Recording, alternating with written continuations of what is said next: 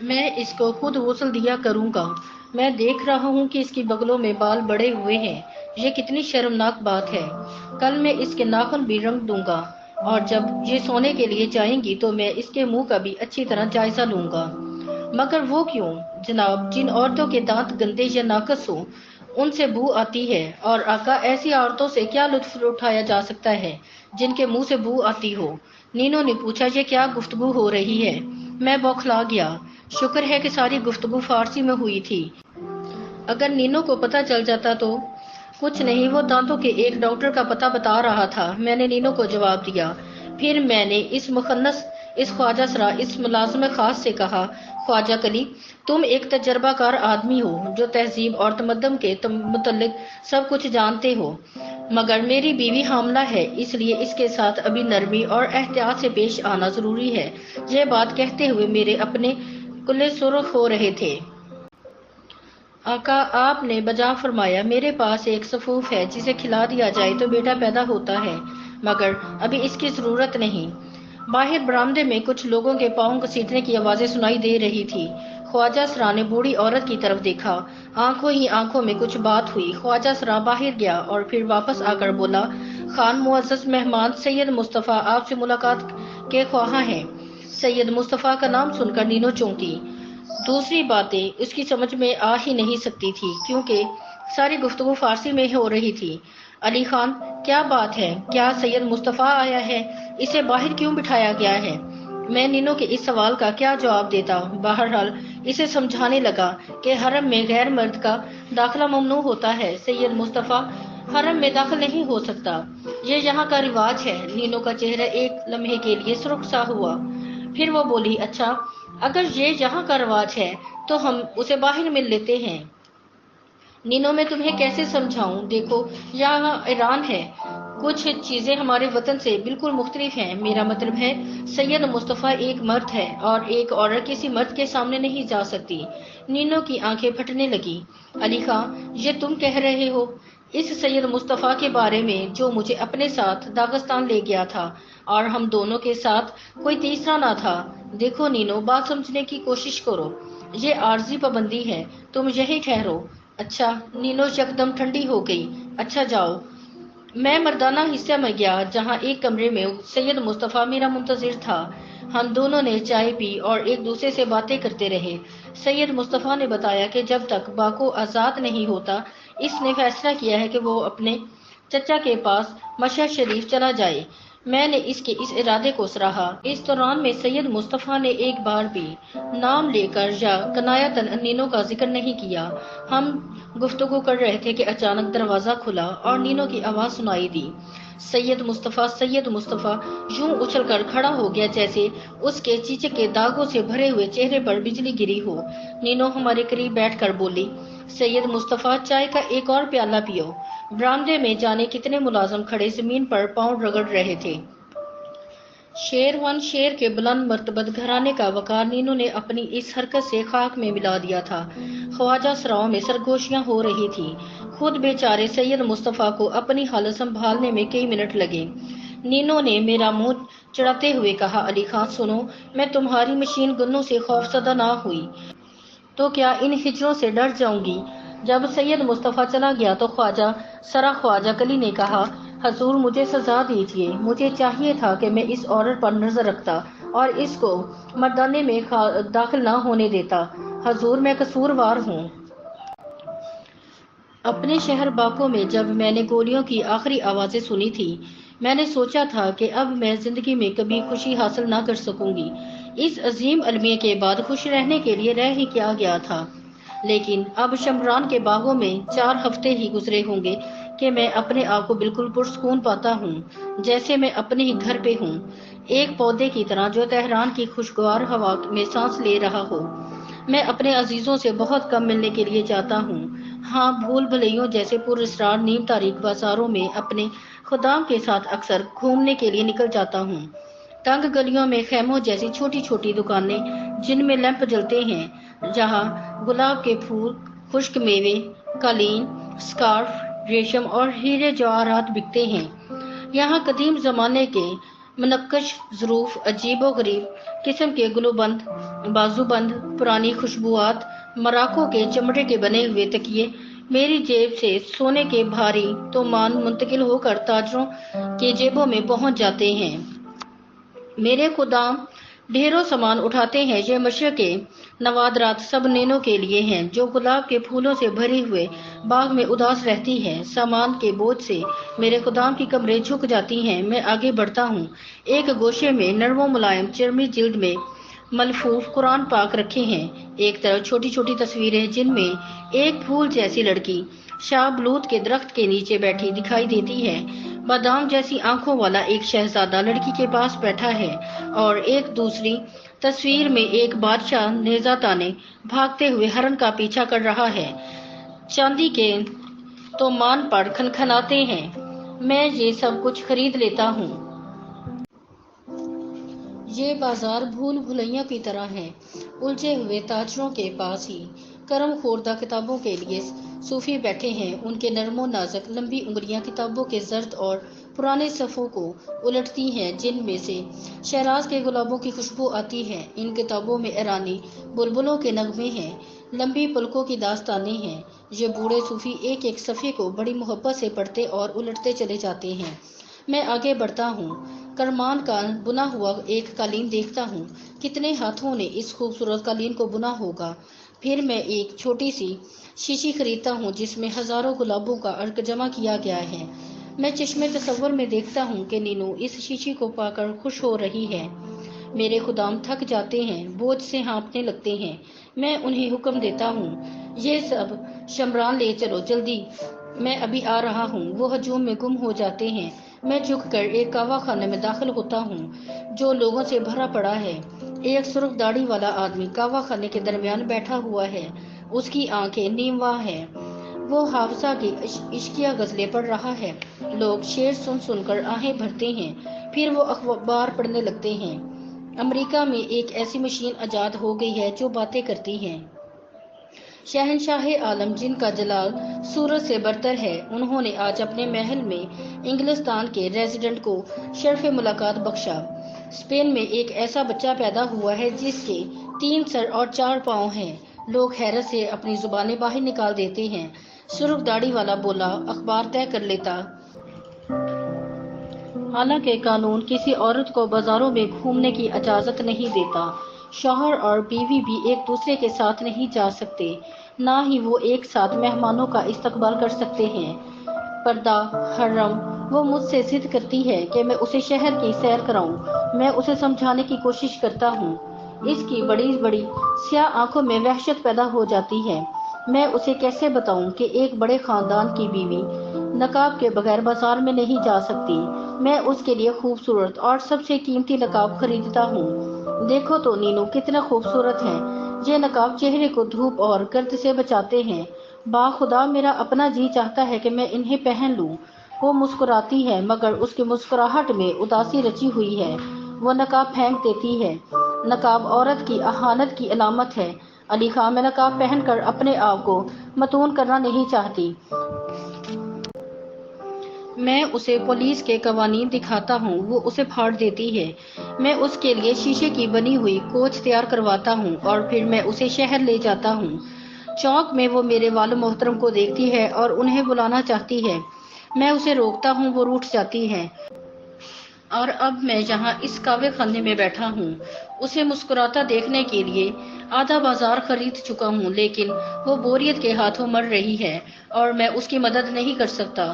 وہ European colony میں رہنے والی عورتوں سے ملنا چاہتی ہے، لیکن میں اسے اس کی اجازت نہیں دے سکتا کیونکہ ایک خان کی بیوی کافروں سے نہیں مل سکتی۔ چند دن ہوئے ہیں وہ میری خالاؤں اور رشتے کی بہنوں سے ملنے گئی تھی۔ جب وہ واپس آئی تو بے حد پریشان تھی۔ الجھی ہوئی مجھے دیکھ کر وہ مایوسی سے چیخ اٹھی، علی خان، وہ سب یہ جاننا چاہتے ہیں کہ تم ایک دن میں کتنی بار میرے ساتھ جمامت کرنے کا شرف مجھے بخشتے ہو۔ وہ کہتے ہیں کہ تم ہمیشہ میرے پاس رہتے ہو اور جب مرد ہمیشہ عورت کے پاس رہے تو اور کیا کر سکتا ہے؟ انہوں نے مجھے تعویذ بھی دیا اور کہا ہے کہ یہ تعویذ مجھے رقیبوں سے بچائے رکھے گا۔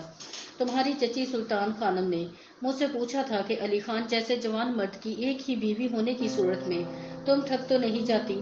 وہ مجھ سے پوچھتے تھے کہ میں تمہیں دوسری عورت سے کیسے دور رکھتی ہوں۔ علی خان جب وہ مجھ سے ایسی باتیں پوچھ رہے تھے مجھے یوں لگ رہا تھا جیسے وہ میرے چہرے پر کیچڑ اچھال رہے ہیں۔ میں نے اسے کسی نہ کسی طرح سے تسلی دینے کی کوشش کی، لیکن وہ کسی ڈرے ہوئے بچے کی طرح ایک گوشے میں دب کر گھنٹوں روتی رہی۔ میرے سامنے رکھی ہوئی چائے ٹھنڈی ہو چکی ہے۔ قہوہ خانہ میں اس لیے زیادہ دیر تک بیٹھا ہوا ہوں کہ لوگ دیکھ لیں۔ میں اپنا سارا وقت اپنی بیوی کے پاس حرم میں نہیں گزارتا۔ آج رات میرے چچا جان میرے والد محترم کے اعزاز میں ایک بہت بڑی دعوت دے رہے ہیں، جس میں ایک شہزادہ بھی تشریف لا رہے ہیں۔ مجھے وہاں جانا پڑے گا اور نینو کو اکیلی گھر میں ٹھہرنا پڑے گا، اس خواجہ سرا کے پاس جو اسے تربیت دینا چاہتا ہے۔ میں شمران پہنچتا ہوں۔ خواجہ سرا میرے لیے ٹھنڈا شربت لاتا ہے، میری طرف عجیب و غریب نظروں سے دیکھتا ہے، جیسے کہہ رہا ہو کسی مرد کو اپنی بیوی سے ایسا برتاؤ نہیں کرنا چاہیے جیسا میں کرتا ہوں۔ مجھے ایرانی معاشرت اور اس کے آداب کتنے مرغوب ہیں، لیکن نینو ان سے لطف نہیں اٹھا سکتی۔ 8 بجے چچا جان کی شاندار کوچیں ہمیں لینے کے لیے آ گئی۔ ہر کوچ کے ساتھ 3 ملازم بھاگ رہے ہیں، ہٹو بچوں کا شور کر رہے ہیں، راستہ چھوڑ دو۔ یہ بھی یہاں کے معاشرتی آداب ہیں کہ اعلیٰ خاندانوں کے افراد آئیں تو راستہ چھوڑ دیا جائے۔ چچا جان کا محل کاغذی لالٹینوں سے جگمگا رہا ہے۔ 8 آدمی آگے بڑھ کر کوچوں کا دروازہ کھول کر ہمارے سامنے جھک جاتے ہیں۔ ہم اندر داخل ہوتے ہیں۔ باغ میں فوارہ اچھل رہا ہے، بلبلیں نغمہ سرا ہیں۔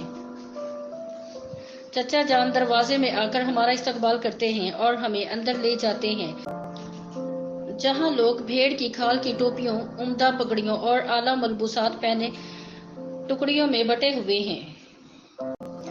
درمیان میں سفید بالوں اور پرندوں کے پر جیسی بھویں والا شہزادہ بیٹھا ہوا ہے۔ ہم سب سے پہلے شہزادے کے حضور کارنش بجا لاتے ہیں، پھر دوسرے لوگوں سے الیک سلیک ہوتی ہے۔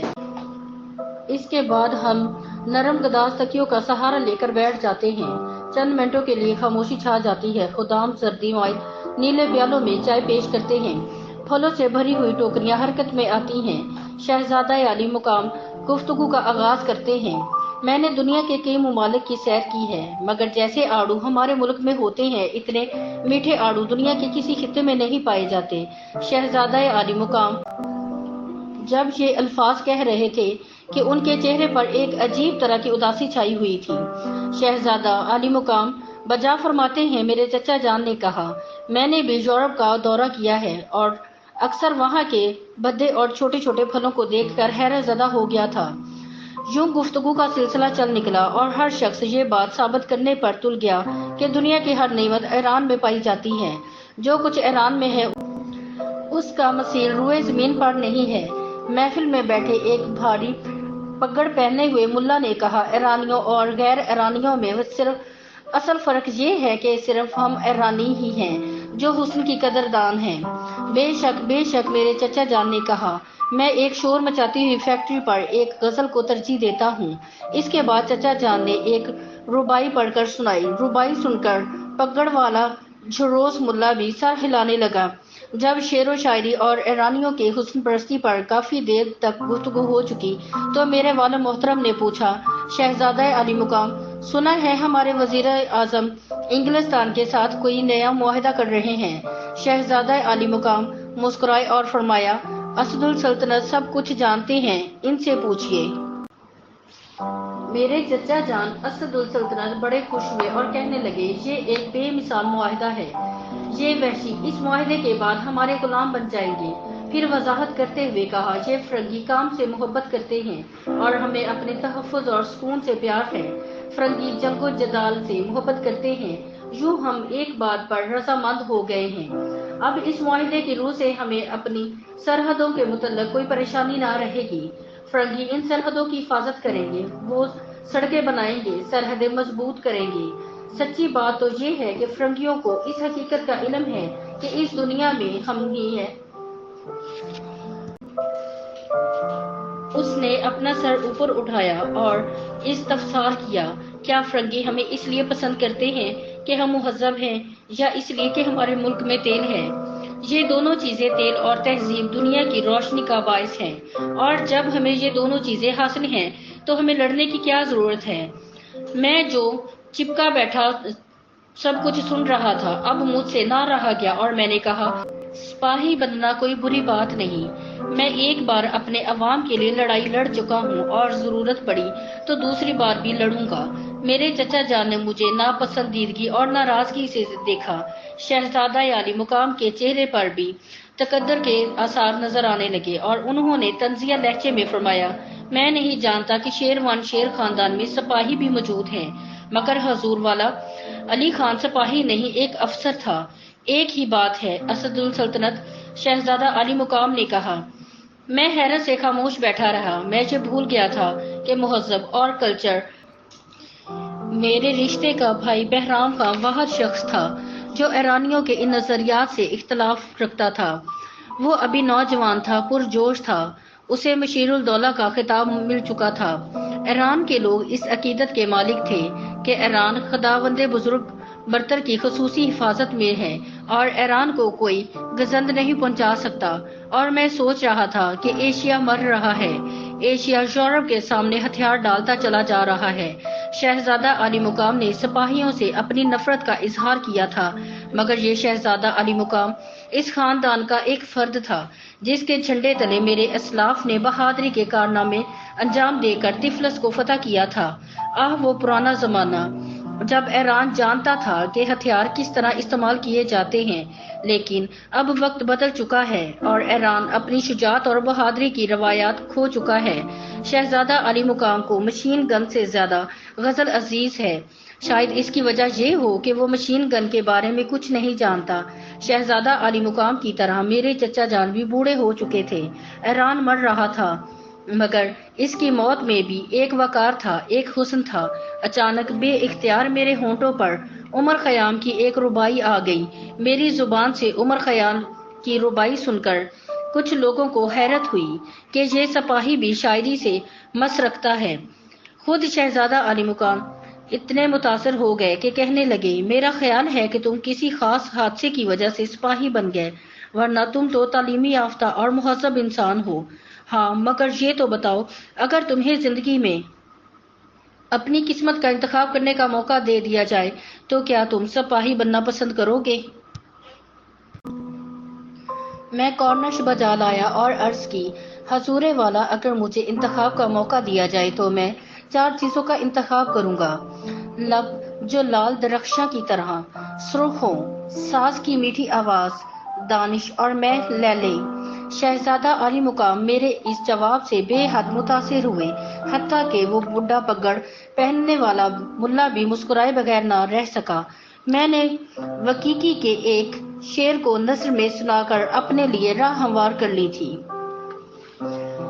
نصف شب کے قریب کھانے کے کمرے کے دروازے کھول دیے گئے۔ قالینوں پر ایک طویل و عریض دسترخوان بچھایا ہوا تھا۔ بڑے بڑے تشت پلاؤ اور ان گنت لذیذ کھانوں سے بھرے ہوئے تھے۔ رنگا رنگ قسم قسم کی قیمتی رکابیاں ترتیب سے سجی تھی۔ پتھر کے مجسموں کی طرح خدام لالٹینیں اٹھائے کھڑے تھے۔ پہلے مختصر سی دعا پڑھی گئی، اس کے بعد کھانا شروع ہوا۔ بہرام خان میرے پاس بیٹھا تھا، کھانا کھاتے ہوئے باتیں کرنے لگا۔ کیا تمہیں ایران پسند آیا؟ ہاں، بے حد۔ تم یہاں کب تک ٹھہرو گے؟ جب تک ترک باقوں پر قبضہ نہیں کر لیتے۔ علی خان، مجھے تم پر رشک آتا ہے، بہرام خان نے کہا۔ تم نے مشین گن کے پیچھے بیٹھ کر مشین گن چلائی، تم نے اپنے دشمنوں کی آنکھوں میں آنسو دیکھے۔ ایران کی تلوار کو زنگ لگ چکا ہے۔ ہم 400 برس پہلے لکھی جانے والی فردوسی کی شاعری پر اکتفا کیے بیٹھے ہیں۔